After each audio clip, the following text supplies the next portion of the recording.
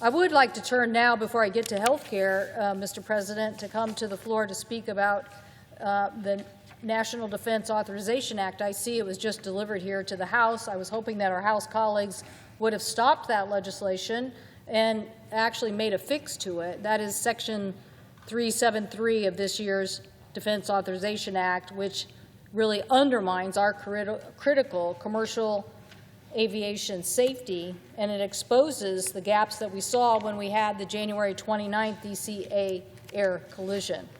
So I hope that my colleagues here will help us make changes to this section of the Defense Authorization Act. We know how important this is. The Flight 534-2 passenger families, the Lilly family, along with myself and Senator Cruz, have been trying to sound the alarm bells around the Capitol in the airspace about why we shouldn't let the military fly without this important broadcast system so that people know when they're in the region and can translate that communication so that air traffic controllers and other aircraft in a busy airspace know when the military is there. We know what happened when a Black Hawk involved in the January 29th collision wasn't actively transmitting its location. We know what happened. We know that we have seen since then much from the NTSB. In fact, tonight, a letter from the National Transportation Safety Board is expressing their strong opposition to the inclusion of Section 737 in the National Defense Authorization Act.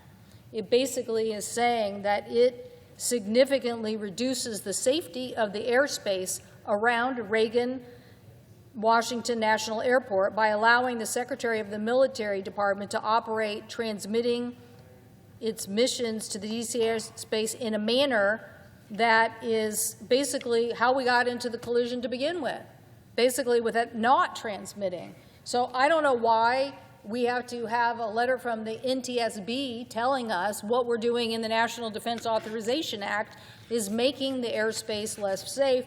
I don't even know how this got in the bill, because I guarantee you Senator Cruz and I didn't approve of this being in the bill. I'm pretty sure my colleagues in the House, Congressmen Larson and Graves, didn't approve of this being in the bill. So how is it that this is now in the bill that we all have to respond today, including the National Transportation Safety Administration, basically saying this language should not be there?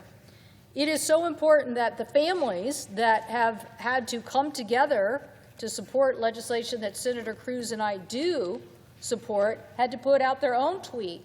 They basically said that it doesn't fix the failed system that produced the accident in January. So the families are having to lobby. So who is not listening? Who's not listening to the ranking members of committees? Who's not listening to the NTSB? Who's not listening to the families of the victims? Who is jamming this into a bill just because they think that DOD still deserves to fly in a crowded airspace without people knowing that they are there? So I hope my colleagues will take this issue seriously. I hope my colleagues will understand that this is not the way to fix legislation. I mentioned my colleagues, Senator Cruz and I, have passed the Rotor Act out of committee, important legislation that does fix the problem, that is endorsed by the families, that is endorsed by the NTSB, that is endorsed by other groups. And yet we couldn't get that into this legislation, but yet somehow, mysteriously, without anybody knowing how or why, this language is stuck into this bill.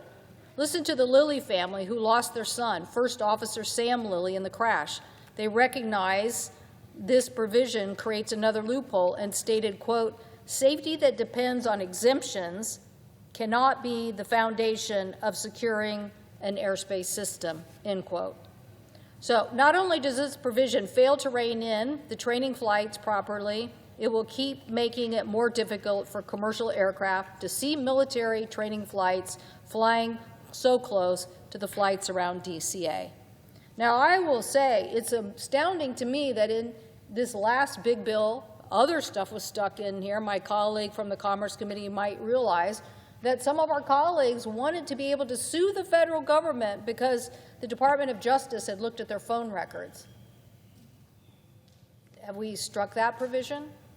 I'm pretty sure these families who've lost loved ones would like to be able to sue the federal government, the DOD, or the FAA, who basically make it hard to have safety provisions and have somebody in the dark of night put another exemption in for DOD, which is what caused the accident in the first place. So we don't allow these families to have any recourse with the government, but we're still here with a provision that some senators thought was important enough that they get off, basically sue the government for millions of dollars. And yet this kind of behavior, that this makes it more dangerous for the flying public, and they get no recourse. We don't even know who stuck it in. People should be asking, who stuck in this language, who's standing by it, who's committed to it, who thinks it's a good idea, because none of the safety advocates think that it's a good idea. So, Mr. President, I hope my colleagues will be as outraged as I am over this provision, outraged along with the families, with the Transportation NTSB administrator, and help us fight this issue.